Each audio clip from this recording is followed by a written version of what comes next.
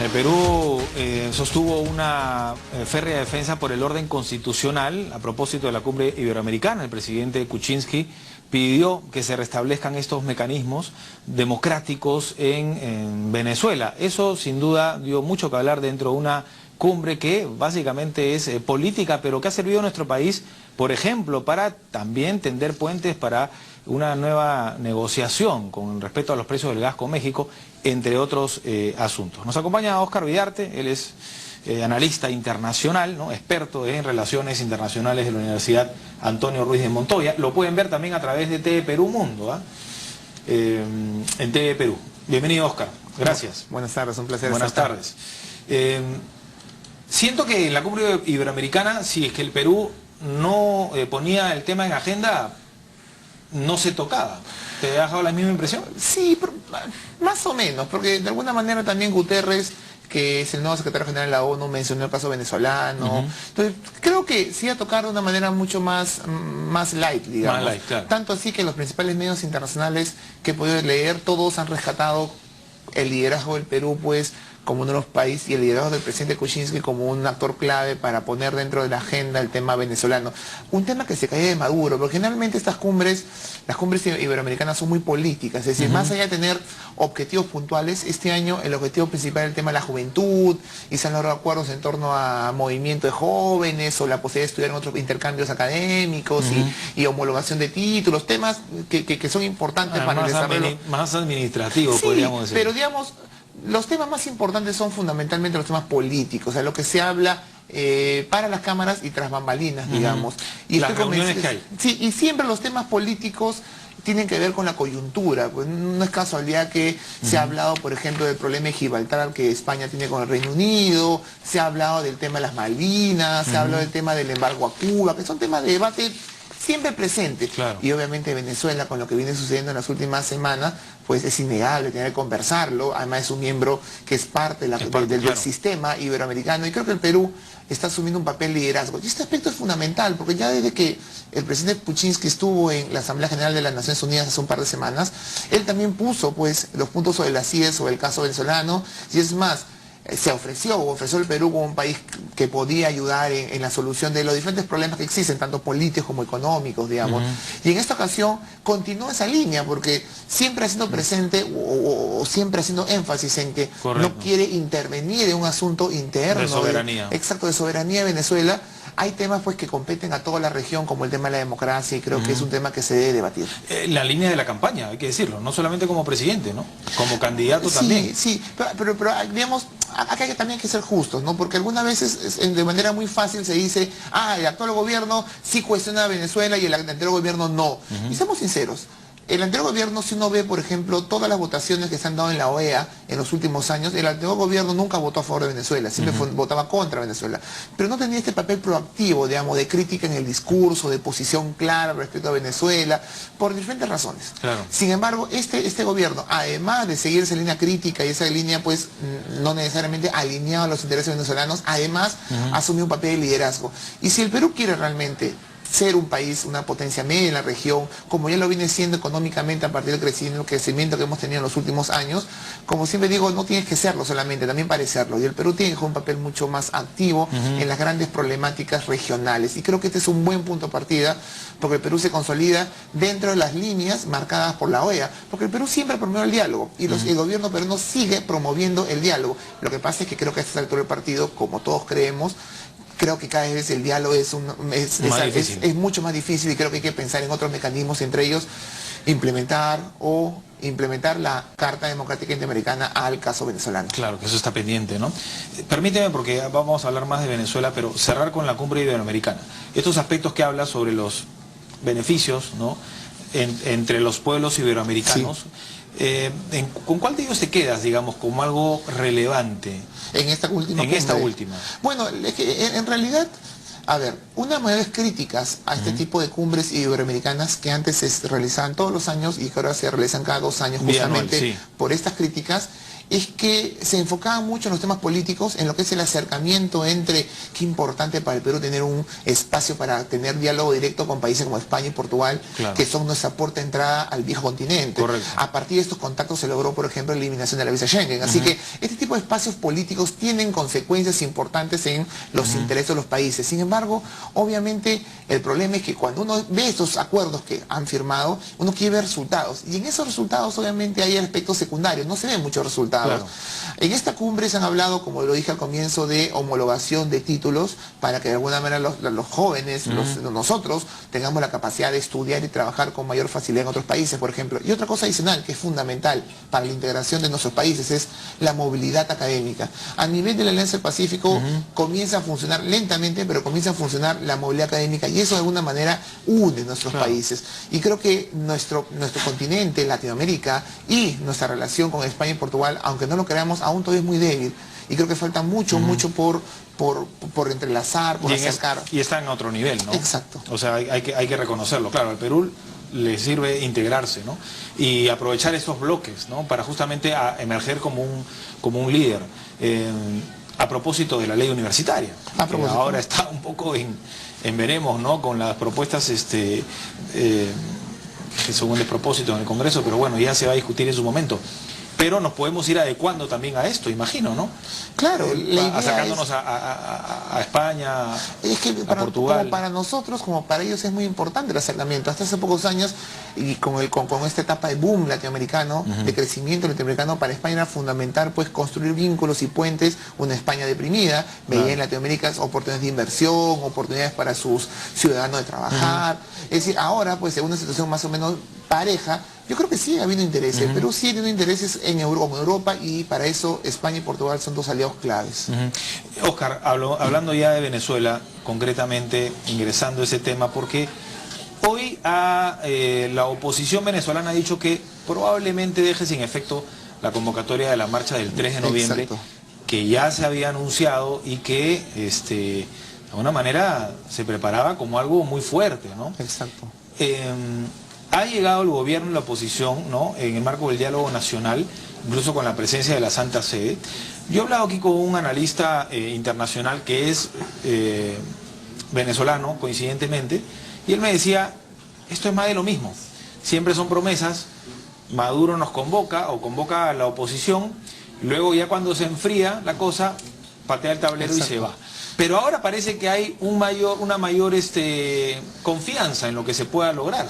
Yo creo que la palabra no es confianza. Yo también soy bastante escéptico sobre los resultados de este diálogo, porque como bien lo has señalado tú, han existido otras experiencias de diálogo en el pasado reciente que no han tenido ningún resultado. Yo sigo siendo muy escéptico.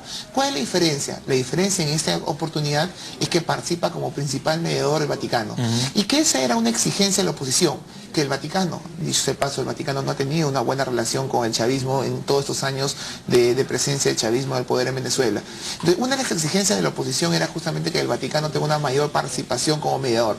Y fue uno de los pocos, si no el único punto que el oficialismo aceptó, digamos. Entonces, más allá de la confianza que existe o no en el diálogo, yo creo que es importante para el oficialismo, ya que el Vaticano está siendo pues el gran mediador claro, de pero este el Vaticano no es político, ¿no? Exacto, pero ese es el gran problema.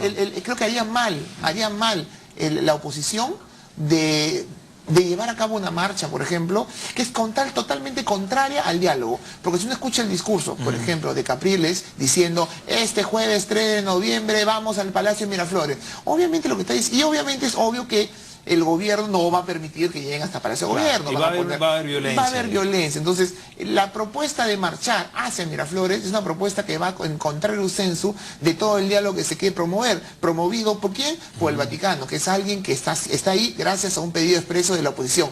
Yo creo que la oposición haría mal en llevar a cabo esa marcha. Claro. Y en tanto, pues, o por lo menos hasta que se demuestre, y creo que va a ser bastante fácil, bastante rápido, que el diálogo no camina para ningún lado. Y para esto todavía vamos a tener que ver futuras reuniones, porque la reunión del domingo solamente es una reunión preparatoria en donde ni siquiera han podido dialogar, digamos, las partes. Yo tengo la impresión que es como que el gobierno de Maduro quiere ganar tiempo, ¿no? Bueno, ha querido ganar tiempo hace mucho tiempo. El problema es cómo crees en el diálogo si al mismo tiempo la contraparte pues desconoce el poder legislativo, lleva matones al poder legislativo, etcétera. Pero hace tiempo la oposición venezolana no tenía los votos en la asamblea Y no tenía la posibilidad de hacer un juicio político, no tenía la posibilidad de hacer un proceso revocatorio. Bueno, lo del juicio político también es algo bastante relativo, porque técnicamente como figura, y en eso tiene razón el oficialismo, no existe. Lo que existe es algo que se conoce como responsabilidad política, y que es una figura bien difícil. ¿Por qué? Porque requiere el aval de otros poderes, entre ellos la Fiscalía, la Defensa del Pueblo, y también del Tribunal Supremo de Justicia. En otras palabras, no hay ninguna posibilidad de declarar responsable políticamente de algo al presidente Maduro. Correcto. Pero sin embargo, como mecanismo de presión, porque implica llamar al presidente, implica hacer todo un protocolo, digamos, sirve, porque además tiene pantalla pública, sobre todo a nivel internacional. Y bueno, no va a ir, ¿no? Eso está clarísimo. No va a ir, no, y va a seguir bloqueando el legislativo, y tenemos el tema de los presos políticos. Ese mensaje de romper el orden constitucional y democrático sí es fuerte hacia afuera, pues, ¿no? Cosa fuerte. Que no había antes, porque antes hasta Chávez se podía dar el lujo de decir, ¿quieren ir a las urnas? Vamos a las urnas, y ahí les gano, y efectivamente ganaba, pero ahora ya no. Sí, pero a pesar de eso todavía, personalmente a mí me cuesta hablar, y al gobierno, perdón, también, le cuesta hablar de dictadura o de irrupción abrupta del poder, porque la Carta Democrática Interamericana asume dos conceptos: el de interrupción abrupta del poder, que es el tipo de golpe de Estado, y el otro es la alteración democrática, que es un concepto que nació para Fujimori, es decir, no hay un golpe de Estado probablemente, hay ciertas libertades, pero es obvio que esto no es democracia. Por eso, si has leído el comunicado de la Cancillería peruana hace 2 días acerca de la situación, el último comunicado, hablan puntualmente alteración al orden constitucional, que es un término que, más allá de entrar al debate si es o no dictadura, que es un debate que podríamos pasarnos horas, pero sí hay una alteración, y eso es suficiente como para decir hay una afectación a la democracia, y por lo tanto la Carta Democrática tiene un valor, una vigencia en el caso venezolano. Eso es suficiente para no entrar en mayores disputas o problemas como los que vemos en el Congreso acerca de llamar o no dictadura al régimen venezolano. Pero lo demás, ¿qué cosa es entonces? O sea, es la estructura política venezolana, respetar el hecho de que sea el Tribunal Supremo de Justicia el que decida si una ley, por ejemplo, va o no va. O sea, ¿cómo luchas contra eso? Sí, es decir... Pues si es así, no va a haber proceso revocatorio. Bueno, entonces. sí, en primer lugar, hay una alteración al orden democrático, y eso es evidente. En segundo lugar, pues la oposición está tratando de usar todos los caminos: la calle, la presión popular, el diálogo, lo que estamos viendo ahora, la presión internacional. Pues la presión internacional también tiene diferentes matices. En este momento la presión internacional ha ido por el lado de obligar al gobierno a aceptar un diálogo. Por ejemplo, ha aceptado el gobierno no hablar en la isla Margaritas o en Caracas, como lo pedía la oposición. Entonces, que la presión internacional lleve a tal punto de que se logre un acuerdo político, y justo una salida política puede ser un revocatorio, es decir, un referéndum revocatorio es una salida política para de alguna manera calmar a todos los bandos.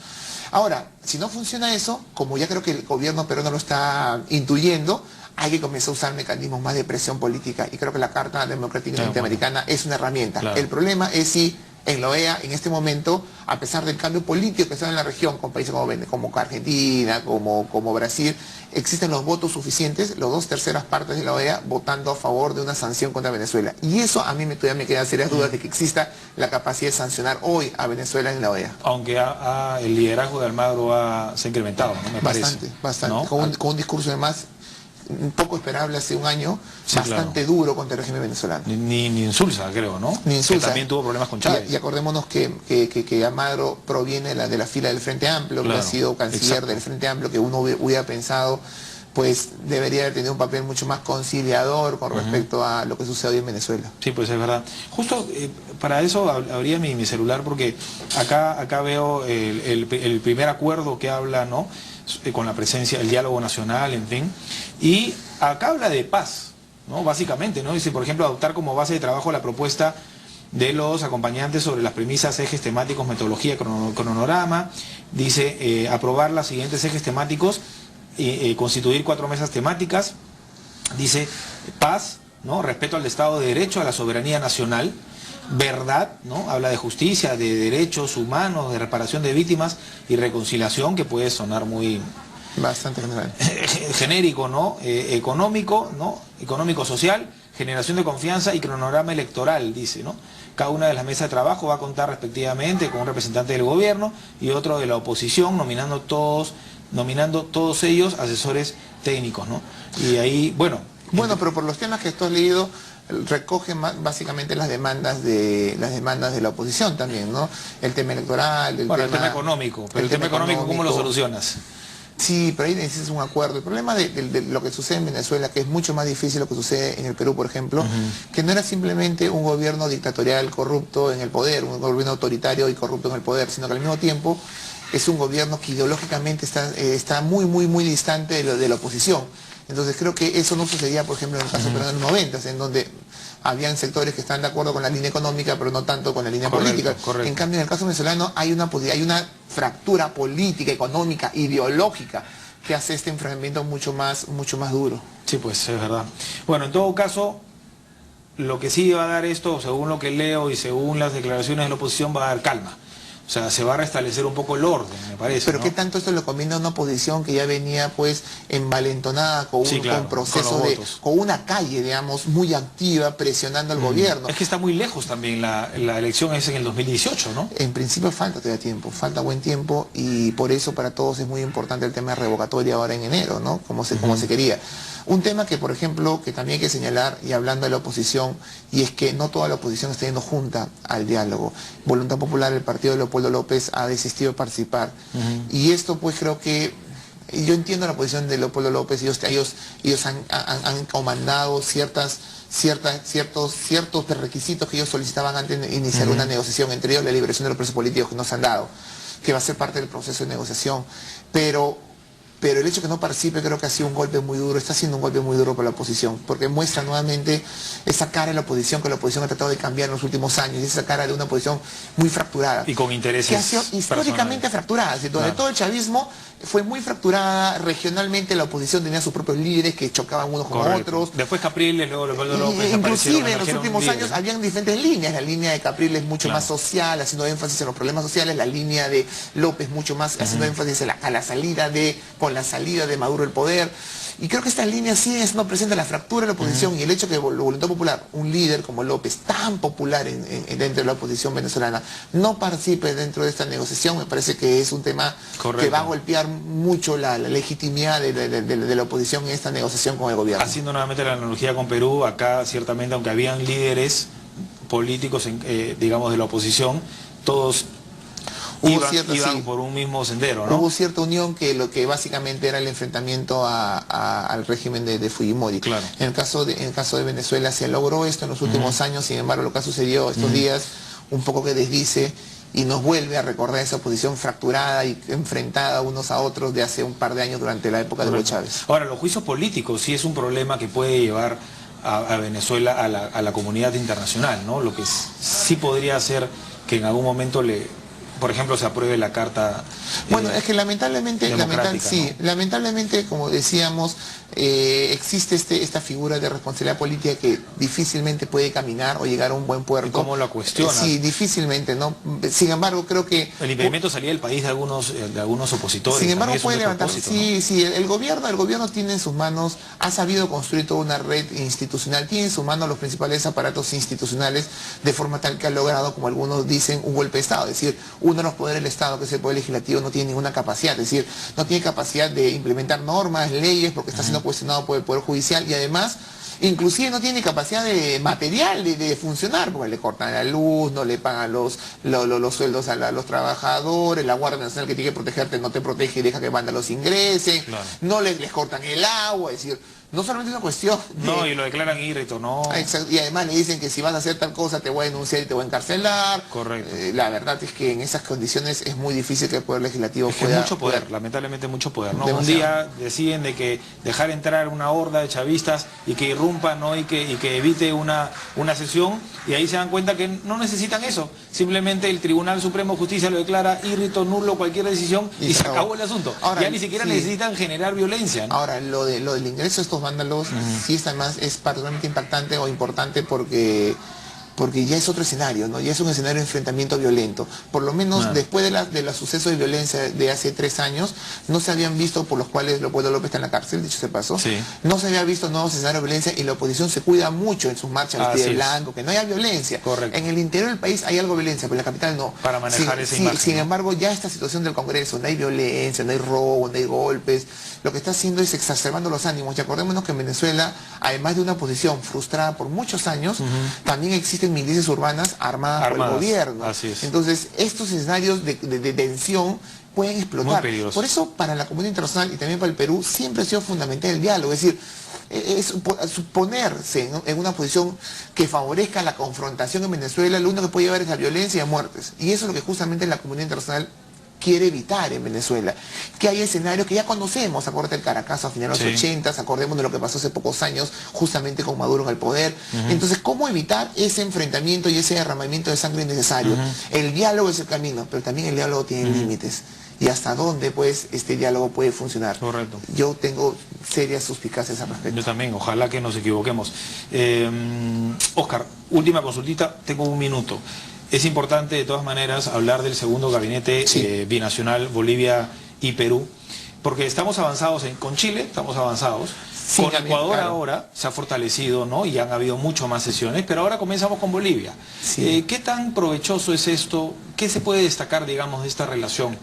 O sea, digamos, naturalmente hay que destacar todo, pero ¿qué más se puede trabajar en conjunto? Curiosamente, la relación con Bolivia, incluso en comparación con otros países, por ejemplo Ecuador, Colombia, es bastante rica. E incluso nos hace pensar por qué recién hasta ahora tenemos que hablar de un segundo gabinete binacional, y en el caso ecuatoriano hablamos de casi, me parece, 8 gabinetes binacionales. Sí, 9, entonces, ¿por qué recién ahora, cuando tenemos una agenda riquísima, una agenda que pasa por temas de diferente naturaleza, como por ejemplo temas difíciles como es el movimiento de grupos transnacionales delictivos que se dedican a trata de personas, a tal ilegal, contrabando, el cuidado del medio ambiente, estoy pensando en el lago Titicaca y en todos sus afluentes y en todo, pues, todo este ecosistema. Yo creo que entre Perú y Bolivia existen una serie de temas, no solamente de conflictos marcados por temas de seguridad, sino también de cooperación, el tema del comercio. Algunas veces, si bien nuestro comercio con Bolivia es el menor en comparación de nuestros otros vecinos, me parece que es el único país con el cual la balanza comercial en el 2015 fue favorable al Perú,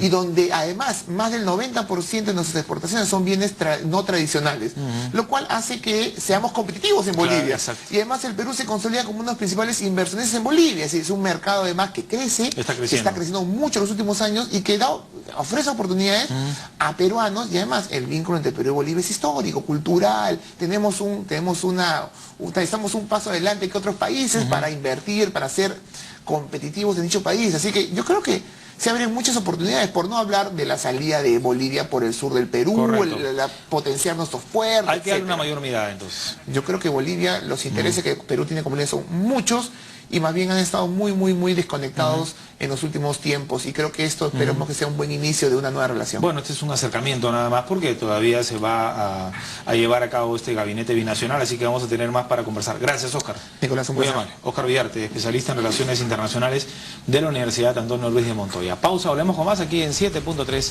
Noticias.